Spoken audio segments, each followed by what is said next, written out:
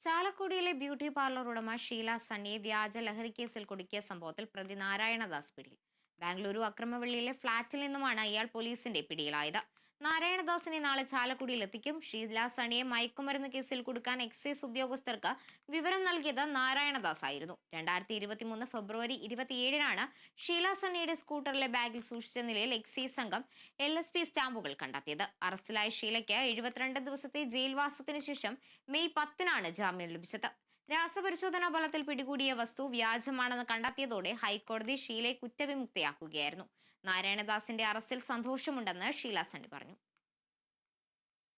ഈ നാരായണദാസൻ പറയുന്ന വ്യക്തിനെ എനിക്കറിയില്ല. അപ്പൊ ഈ അറിയാതെ ഒരു വ്യക്തി ആർക്ക് വേണ്ടി ഇത് ചെയ്തെന്ന് അറിയില്ലല്ലോ.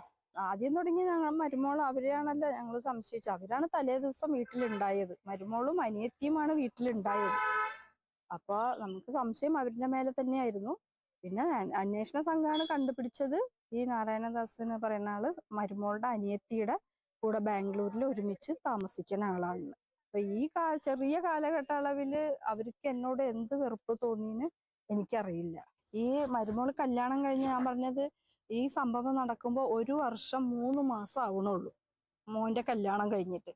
ഈ ചെറിയ കാലഘട്ട അളവില് അവർക്ക് എന്നോട് എന്തിട്ട് ഇത്ര വെറുപ്പ് തോന്നാൻ കാരണമാണ് എനിക്കിപ്പോഴും ചിന്തിച്ചിട്ട് മനസ്സിലാവണില്ല.